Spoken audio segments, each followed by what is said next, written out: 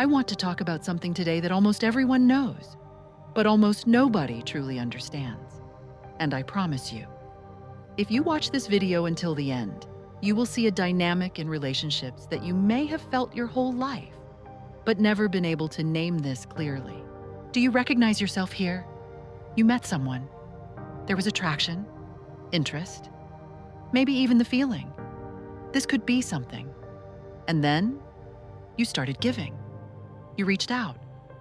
More than they did, maybe much more. You made time.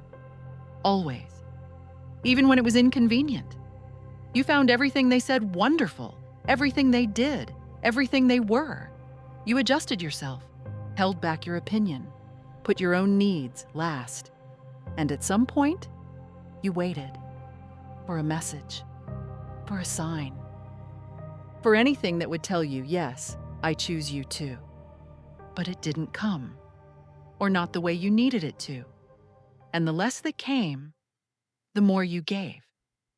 Because you thought, if I try just a little harder, they will finally see how much I love them. Do you know this feeling? Then this video is for you.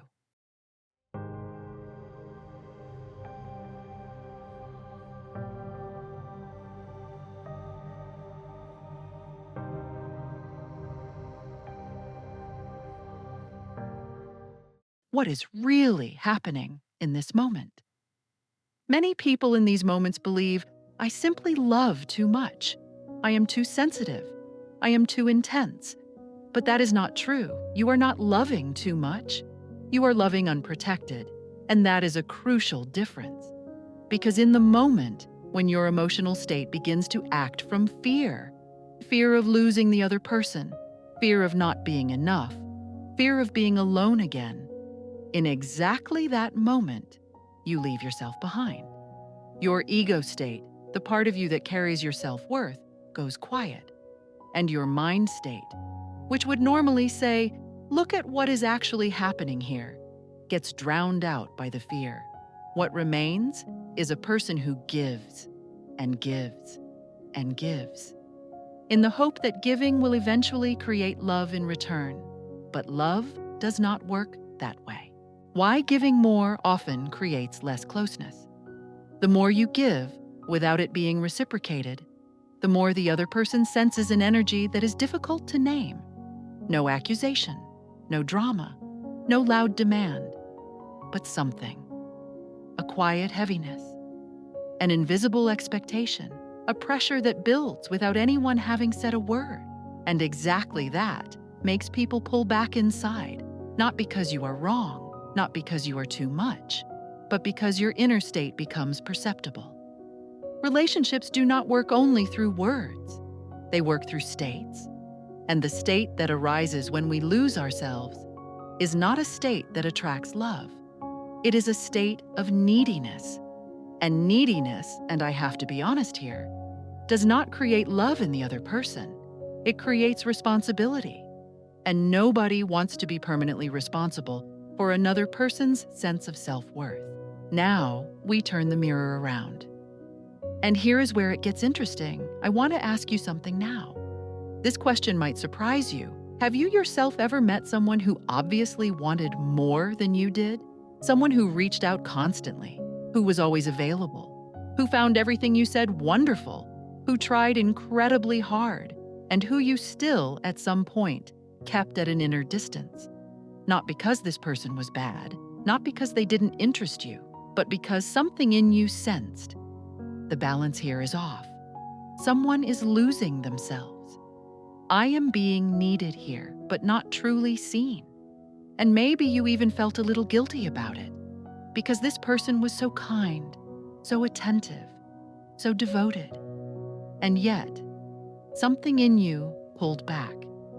If you know this moment, then you now understand what is happening with you right now, because you are currently for someone else. Exactly this person, the moment of recognition. This is not a criticism. This is not an accusation.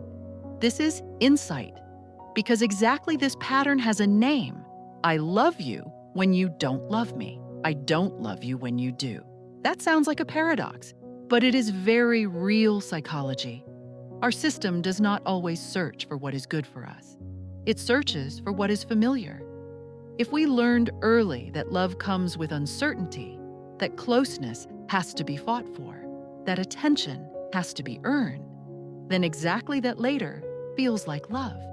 The tension, the waiting, the hoping, the interpreting. And when someone comes along who clearly says, I like you, I am here, I choose you, suddenly the tension is missing. And without tension, for many people it no longer feels like love. That is not a flaw in you. That is a program that was written very early and one that can be changed.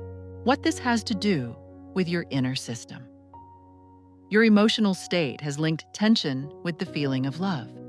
Not because you want drama, but because your system stored exactly that as familiar. Your mind state tries to help. It explains, it justifies, it finds reasons why it could still work.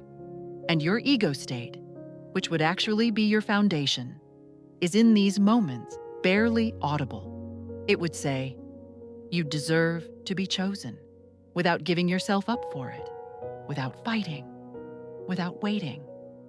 But as long as the emotional state acts from old fear, the ego state barely gets a word in.